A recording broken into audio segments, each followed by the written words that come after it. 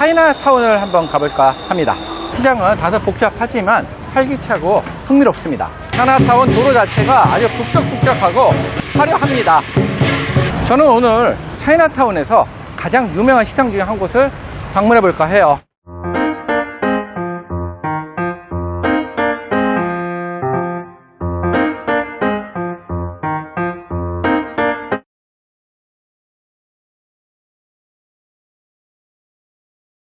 차이나타운을 한번 가볼까 합니다. 왓 몽콘역에서 내리면 바로 차이나타운이 연결이 됩니다. 왓 몽콘까지 이동을 해서 차이나타운을 가보도록 하겠습니다. 왓 몽콘역에 도착했습니다. 차이나타운 쪽을 향해서 이동 중에 있습니다. 지상으로 올라와서 바깥으로 나오게 되면은요, 바로 도심 한가운데로 연결이 됩니다. 횡단보도를 건너면은요, 바로 좁은 시장 골목이 나오는데요. 전형적인 로컬 시장, 그러나 차이나타운 밖에요, 여러 가지 건어물이라든지 이런 것들이 많이 판매되고 있는 곳이기도 합니다.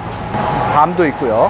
평일 낮임에도 불구하고요, 굉장히 복잡합니다. 이 좁은 시장 골목길을 쭉 지나가면 드디어 차이나타운이 나오게 되는데요. 이렇게 버섯들도 판매가 되고 있고요. 그리고 죽순도 판매가 되고 있네요. 건어물, 건버섯, 대추 이런 것들이 많이 판매가 되고 있고요. 중국 면들도 판매가 되고 있습니다. 치차론이라 그러죠. 돼지 껍질을 튀긴 건데요. 꽤 고소하고 맛이 있습니다. 버섯들이 가격이 착하네요. 건 새우도 있고요. 차 종류들도 판매가 되고 있습니다. 여기는 어묵류들이죠. 생선으로 만든 어묵도 있고요. 돼지고기로 만든 룩진이라고 하는 오뎅 종류도 판매가 되고 있습니다. 시장은 다소 복잡하지만 활기차고 흥미롭습니다. 대추를 그냥 쌓아놓고 판매하고 있네요.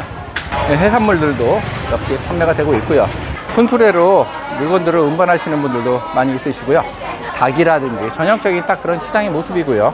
차이나타운에 연결되어 있다 보니까요, 중국 요리에 많이 사용되는 식재료들을 판매하고 있는 것 같습니다. 마른 오징어들도 많이 판매가 되고 있네요. 장을 보기에 나오신 분들, 그리고 관광객들, 또한 이렇게 손수레를 운반하시는 시장에서 일하시는 분들로 엉켜서 협소한 골목이 굉장히 복잡합니다. 땅콩들도 판매가 되고 있습니다. 코코넛밥이나 찐빵류들도 판매가 되고 있고요. 향신료들도 판매가 되고 있네요. 이제 야채 절임들도 판매가 되고 있습니다. 피클류 같은 거죠. 말린 생선들도 팥이나 콩류, 이런 잡곡류들을 판매하고 있는 곳이네요. 이렇게 좁은 시장 골목을 쭉 통과하면 바로 차이나타운 야왈랏 거리가 나옵니다. 꽃감도 판매가 되고 있고요. 비싼 가격은 아닌 것 같습니다. 한 3,800원, 한 4,200원 이 정도쯤 판매가 되고 있는 것 같고요. 이곳이 바로 차이나타운 야왈랏 거리가 되겠습니다. 이쪽으로 나오면 이렇게 과일을 파는 곳들이 쭉 있고요. 딸기류도 판매가 되어 있는데 사실 태국에서 판매하는 딸기가 그렇게 맛이 없어요. 방콕의 왕조를 태운 라마 1세가 여러분들이 잘 아시는 그 유명한 왕궁을 짓기 위해 많은 중국인 노동자들을 받아들였는데요. 그때 들어온 중국인들이 왕궁 옆 동네에 자리 잡게 되면서 생긴 곳이 바로 이 차이나타운이라고 합니다. 역사가 굉장히 오래됐습니다. 한 250년 가까이 된 차이나타운이고요. 이번 주말이 설인데요. 길 건너편에는 이렇게 설을 맞이해서 중국 전통의 행렬들이 지나가고 있습니다.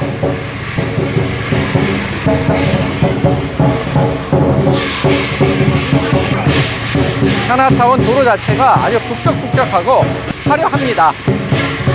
설을 맞이해서 설빔을 팔고 있는 모습이고요. 이렇게 곳곳에서 설 용품들과 의류들을 판매하고 있습니다. 거리 자체도 설을 축하하는 플랜카드로 도배가 되어 있고요. 차이나타운은 길거리에 있는 식당들이 유명한 곳들이 많습니다. 이 집 같은 경우에는 굉장히 유명한 식당인데요. 주말 식사 시간 같은 경우에는 대기줄이 어마무시하게 형성되기도 합니다. 굉장히 복잡한 차이나타운의 모습이고요.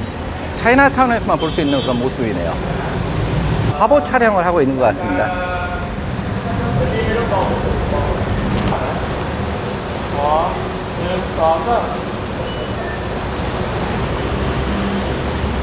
지금까지 방콕의 차이나타운을 둘러봤습니다. 저는 오늘 차이나타운에서 가장 유명한 식당 중에 한 곳을 방문해 볼까 해요. 네, 오늘 갈 식당은 바로 스칼라 샥스핀 레스토랑입니다.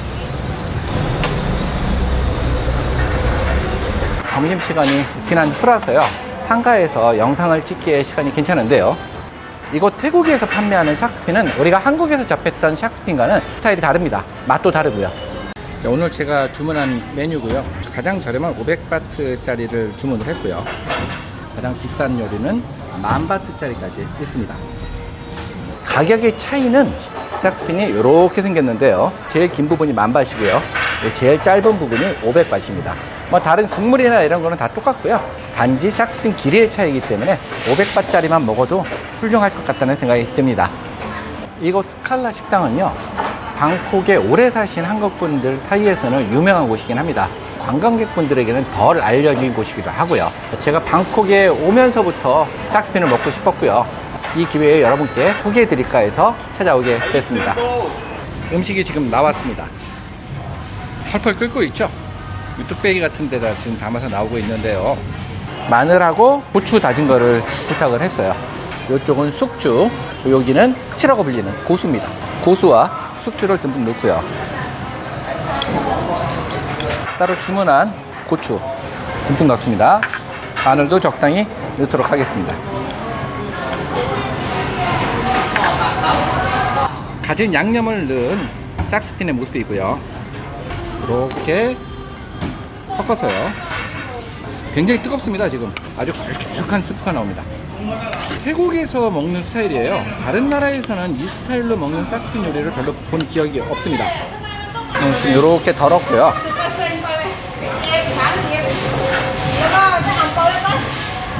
제가 진짜 먹고 싶었던 음식입니다. 샥스핀 음식은 태국에서 먹을 수 있는 음식 중에 비싼 축에 들어가긴 합니다. 그래도 태국에서만 먹을 수 있는 또 요리이기도 하고요. 스칼라 식당은요, 1951년부터 70년이 넘게 영업을 한 식당입니다.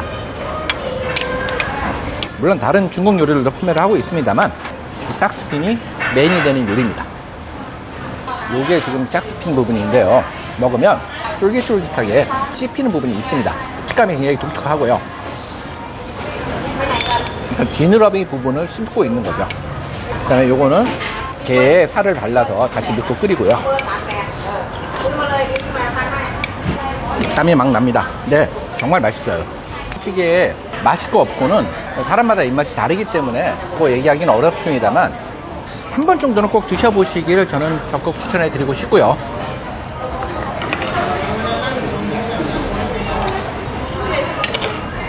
설명은 잠시 멈추고요, 음식에 집중을 해보겠습니다. 건더기를 먼저 건져 먹고 나서요, 밥을 말아 먹기도 합니다.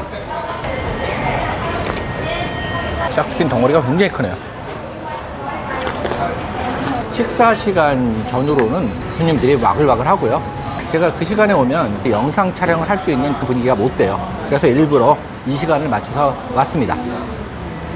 까오능낙갑 밥 한 공기를 시켰어요. 사실은 식사를 간단하게 하고 나왔어요. 그래서 지금은 배가 좀 부른 상태인데요, 그래도 국물에다 밥을 말아 먹는 것을 또 빼먹기에는 뭔가 아쉬운 느낌이 들어서요, 밥이 나왔는데요, 절반 정도만 말아 보겠습니다.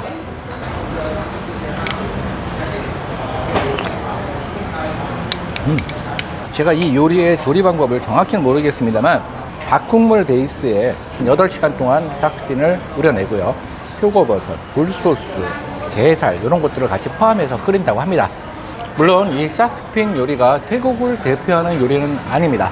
하지만 태국에 와서만 먹어볼 수 있는 음식이기 때문에 기회가 되시면 한 번 정도 도전해 보시는 건 적극 추천해 드리고 싶습니다. 지금까지 70년이 넘는 역사를 가진 차이나타운의 스칼라 샥스핀 레스토랑에서 샥스핀을 소개해 드렸습니다.